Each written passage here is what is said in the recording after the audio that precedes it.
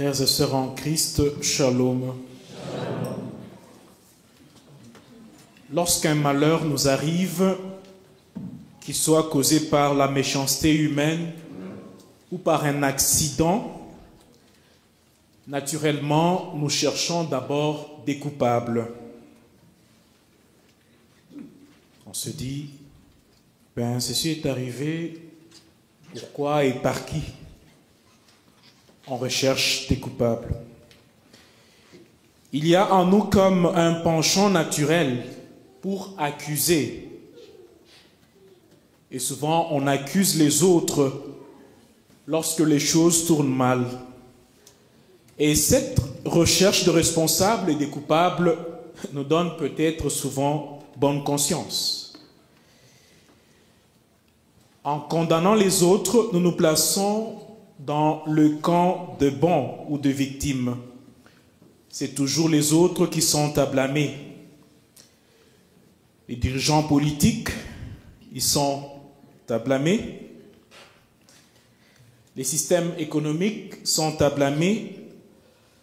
La société dans laquelle nous vivons est à blâmer. L'Église, ma femme, mon mari, les enfants d'aujourd'hui, ils sont à blâmer.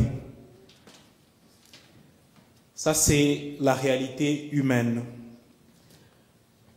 Dans l'Évangile, il y a exactement cela aussi qui se fait. On rapporte à Jésus un cas.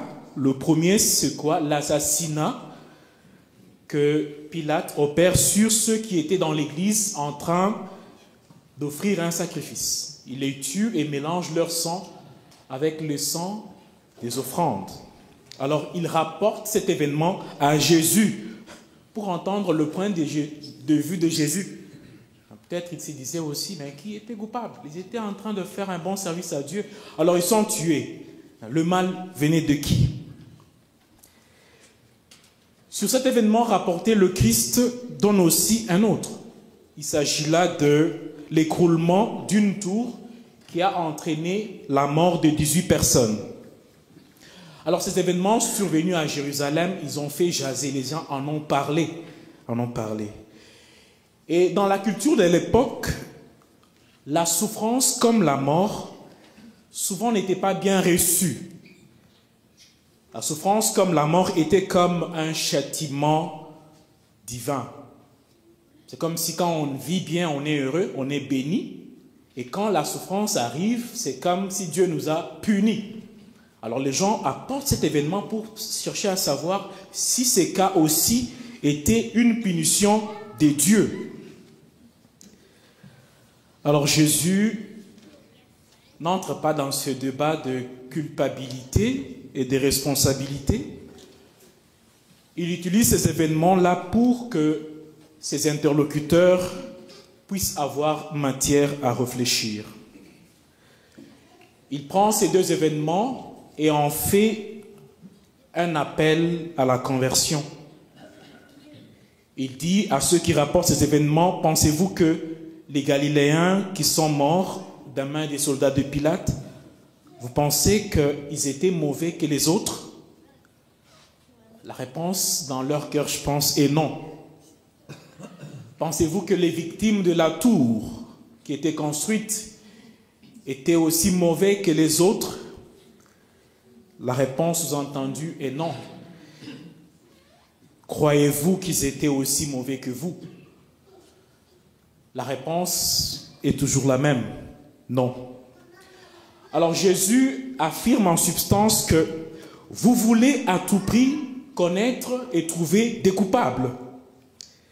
Mais si vous commenciez vous-même à vous faire un examen de conscience. L'évolution de la théologie biblique renonce à l'idée d'un Dieu qui punit, d'un Dieu qui est là pour guetter nos faux pas. Mais cette croyance erronée n'a pas totalement disparu. Car encore aujourd'hui, on pense que Dieu punit, on pense que Dieu est des fois aussi méchant envers nous. Aujourd'hui, vous entendez les gens se poser des questions, se dire « Qu'est-ce que je fais au bon Dieu pour mériter cela ?» pour dire que le bon Dieu est responsable. Le coupable, c'est le bon Dieu. C'est le bon Dieu. Vous accusez même Dieu, s'il vous plaît. Où était le bon Dieu quand ceci m'arrivait, quand cela arrivait à X, Y? Encore une façon d'accuser Dieu. Mes frères, mes sœurs, le monde nous est confié, le monde nous est légué, à nous de maîtriser le monde, de maîtriser la nature et d'instaurer des rapports de fraternité et d'amour. Il est vrai que le péché, la volonté de dominer, la cruauté, l'avidité, ces choses peuvent provoquer de ravages. Mais ce n'est pas la faute de Dieu. Inutile d'évoquer des châtiments divins.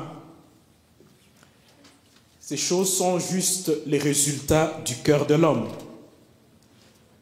les résultats de notre irresponsabilité quant à l'utilisation et l'usage de notre liberté. Frères et sœurs en Christ, shalom. Pour le massacre, c'est le cœur de Pilate. Pour la tour, c'est le manque de sagesse de l'ingénieur, qui aurait peut-être dû construire un bâtiment sans respecter les règles de sécurité. Alors, chaque fois que le Christ, on lui apporte un cas pour qu'il trouve le coupable quelque part, le Christ fait quoi? Il nous renvoie toujours devant notre propre conscience. Dans le cas de la femme adultère, le Christ dit quoi? Les gens viennent là, hey, cette dame, on l'a trouvé ceci. Jésus dit quoi? Il renvoie devant le cœur. Il dit que celui d'entre vous qui est sans péché soit le premier à prendre une pierre et jeter sur cette femme. Quand ils retournent à leur cœur, ils trouvent qu'eux aussi sont sans péché. Et ils ont jeté les pierres à la femme, n'est-ce pas? Ils sont partis, en commençant du plus vieux au plus petit. Le Christ dit toujours, avant de juger les autres, avant de juger Dieu, commence d'abord par te juger toi-même. Enlève la poutre dans l'œil, tu verras mieux la paille dans l'œil du voisin. Mais si vous ne vous convertissez pas, vous périrez tous de même. Il nous renvoie toujours devant notre propre conscience. Pour le Christ, nous avons tous besoin de conversion. Et chacun est comme le fuguier de l'évangile aujourd'hui. Nous portons peu de fruits et nous avons besoin tous de la patience et de la miséricorde de Dieu. Dans l'évangile, on dit que ça fait 3 ans que cet arbre ne produit pas de fruits. Ça fait 3 ans. Pour toi, ça fait combien d'années que tu ne portes pas de fruits? Pour moi, ça fait combien d'années que je ne porte pas de fruits? Si nous portons des fruits de quelle qualité?